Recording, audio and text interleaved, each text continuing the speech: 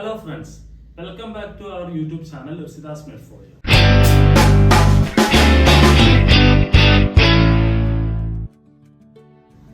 ഇന്നത്തെ ദിവസത്തിന് ഒരു പ്രത്യേകതയുണ്ട്. എന്തെന്നറിയാമോ?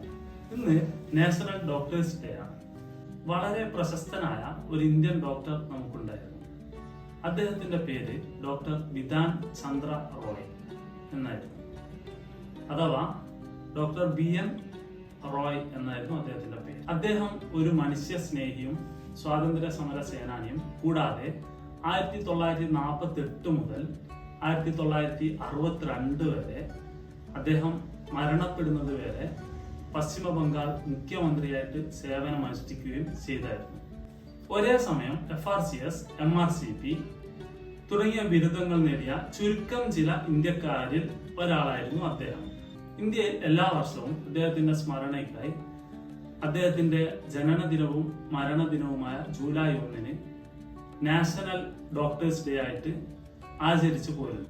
നാഷണൽ ഡോക്ടേഴ്സ് ഡേയോടനുബന്ധിച്ച് ഡോക്ടേഴ്സിന് പൊതുജനങ്ങളോട് ചികിത്സയുമായി ബന്ധപ്പെടുത്തി ധാരാളം കാര്യങ്ങൾ പറയാനുണ്ടാവും. അതിൽ കുറച്ച് കാര്യങ്ങൾ ഞാൻ നിങ്ങളോട് പറയാൻ ആഗ്രഹിക്കുന്നു. ഒന്നാമതായി പറയാനുള്ളത്, നിങ്ങൾ ചികിത്സക്കായി ഒരു ഡോക്ടറെ സമീപിക്കുമ്പോൾ അയാളിൽ പൂർണ്ണമായും വിശ്വാസം അർപ്പിക്കുകയും ഡോക്ടർ പറയുന്ന കാര്യങ്ങൾ പൂർണ്ണമായും അനുസരിക്കുകയും ചെയ്യേണ്ടത് നിങ്ങളുടെ ഉത്തരവാദിത്തത്തിൽപ്പെട്ടതാണ്. ശരിയായ രീതിയിൽ രോഗനിർണയം നടത്തി ശരിയായ രീതിയിലുള്ള ചികിത്സ നിങ്ങൾക്ക് ലഭിക്കാൻ വേണ്ടി നിങ്ങൾ ഡോക്ടറെ ചില കാര്യങ്ങളിൽ സഹായിക്കേണ്ടതായിട്ടുണ്ട്. ഡോക്ടർ നിങ്ങൾക്ക് പ്രിസ്ക്രൈബ് ചെയ്ത എല്ലാ ഔഷധങ്ങളും നിർദ്ദേശിച്ച പ്രകാരം അളവ്, സമയം തുടങ്ങിയ എല്ലാ കാര്യങ്ങളും അനുസരിച്ച് നിങ്ങൾ കഴിക്കേണ്ടതായിട്ടുണ്ട്. നിങ്ങളുടെ ഡോക്ടർ നിങ്ങൾക്ക് നിർദ്ദേശിച്ച മരുന്നിന് പകരം ഫാർമസിയിൽ നിന്നും നിങ്ങൾക്ക് തരുന്ന മറ്റൊരു മരുന്ന് യാതൊരു കാരണവശാലും നിങ്ങൾ കഴിക്കാൻ പാടില്ല. അതൊരു പക്ഷേ നിങ്ങളുടെ രോഗശമനത്തിന് തടസ്സമായേക്കാം.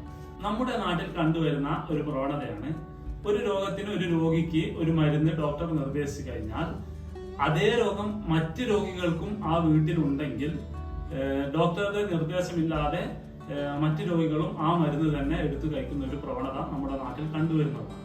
ഇവിടെ നാം മനസ്സിലാക്കേണ്ടത്, ഓരോ രോഗിയുടെയും ശരീര പ്രകൃതിയും ബലവും വ്യത്യസ്തമാണ്. അതുപോലെ ഓരോ രോഗിയുടെയും രോഗത്തിന്റെ സ്വഭാവവും വ്യത്യസ്തമാണ്. അപ്പോൾ ഡോക്ടർ നിർദ്ദേശിക്കുന്ന മരുന്നിലും അതുപോലെ വ്യത്യസ്തത ഉണ്ടായിരിക്കുന്നതായിരിക്കും. പിന്നെ കണ്ടുവരുന്ന മറ്റൊരു പ്രവണത, ഒരു രോഗിക്ക് ഒരു മരുന്ന് ഒരു ഡോക്ടർ കൊടുത്തു കഴിഞ്ഞാൽ ആ രോഗം കംപ്ലീറ്റ് ആയിട്ട് കുറഞ്ഞു കഴിഞ്ഞാൽ വീണ്ടും കുറച്ചു കാലങ്ങൾക്ക് ശേഷം ഇതേ രോഗം ആ രോഗിക്ക് വന്നു കഴിഞ്ഞാൽ ഡോക്ടറുടെ നിർദ്ദേശമില്ലാതെ മുന്നേ കൊടുത്ത അതേ മരുന്ന് വീണ്ടും ആ രോഗി സ്വന്തം ഇഷ്ടപ്രകാരം എടുത്ത് ഉപയോഗിക്കുന്ന ഒരു പ്രവണത കണ്ടുവരാറുണ്ട്. അങ്ങനെ ചെയ്യുമ്പോൾ രോഗം കുറയാനുള്ള സാധ്യത കുറവാണ്. മാത്രമല്ല, ചിലപ്പോൾ വിപരീത ഫലവും ഉണ്ടാക്കിയേക്കാം. അതായത് ഓരോ ഋതുക്കളും രോഗത്തിന്റെ സ്വഭാവവും അനുസരിച്ച് ഡോക്ടർ നിർദ്ദേശിക്കുന്ന മരുന്നുകളിൽ മാറ്റം ഉണ്ടാവാനുള്ള സാധ്യത കൂടുതലാണ്. നമുക്ക് വരുന്ന വലിയൊരു ശതമാനം രോഗവും നാം കഴിക്കുന്ന ഭക്ഷണത്തിലൂടെയാണ് വരുന്നത്. പല ഭക്ഷണവും നാം കഴിക്കുന്നത് വിരുദ്ധാഹാരമാണ്. ഇത്തരത്തിലുള്ള വിരുദ്ധാഹാരങ്ങൾ കഴിക്കുന്ന നമ്മളിൽ പലരും മരുന്നുകൾ കഴിക്കാൻ മടി കാണിക്കുന്നു. ഇത് വളരെ വിഷമകരമായിട്ടുള്ള ഒരു കാര്യമാണ്. മരുന്നുകൾ കഴിക്കാൻ മടി കാണിക്കുന്നത് രോഗശമനത്തിന് ഒരു പരിധി വരെ വലിയൊരു തടസ്സമായിട്ട് മാറുന്നതായിരിക്കും. ഇവിടെ നാം ഓർക്കേണ്ട മറ്റൊരു കാര്യം, മരുന്ന് പോലെ ഭക്ഷണം കഴിച്ചാൽ ഭക്ഷണം പോലെ മരുന്ന് കഴിക്കേണ്ട ആ ഒരു സാഹചര്യം നമുക്ക് ഒഴിവാക്കാൻ പറ്റുന്നതാണ്. നാഷണൽ ഡോക്ടേഴ്സ് ഡേയോടനുബന്ധിച്ച് പൊതുജനങ്ങളോട് പറയാനുള്ള ഒരു പ്രധാന കാര്യം എന്തെന്ന് വെച്ചാൽ, ഇന്ന് എല്ലാ മേഖലയിലും വ്യാജന്മാർ അടങ്ങിയിട്ടുള്ള ഒരു കാലഘട്ടമാണ്. അതുപോലെ മരുന്ന് നിർമ്മാണത്തിലും ചികിത്സാ മേഖലയിലും ധാരാളം വ്യാജന്മാർ ഇന്ന് അടങ്ങിയിട്ടുണ്ട്. അത്തരക്കാരെ നിങ്ങൾ തന്നെ സ്വയം തിരിച്ചറിയേണ്ടതായിട്ടുണ്ട്. വ്യാജന്മാരിൽ നിന്നുമുള്ള ചികിത്സ നിങ്ങളുടെ ശരീരത്തിന് ഗുണത്തേക്കാൾ ദോഷങ്ങൾ ഉണ്ടാക്കും. നമ്മുടെ രാജ്യത്ത് ധാരാളം സിസ്റ്റംസ് ഓഫ് മെഡിസിൻസ് ഇന്ന് അംഗീകാരമുണ്ട്. അതിൽ ഏത് സിസ്റ്റംസ് ഓഫ് മെഡിസിൻ വേണമെങ്കിലും നമുക്ക് തിരഞ്ഞെടുക്കാനുള്ള അവകാശമുണ്ട്. പക്ഷെ നാം ചികിത്സക്കായി സമീപിക്കുന്ന നമ്മുടെ ഡോക്ടർ ഒരു മെഡിക്കൽ കൗൺസിലിന്റെ അംഗീകാരമുള്ള ആളാണെന്ന് നാം ഉറപ്പുവരുത്തേണ്ടതായിട്ടുണ്ട്.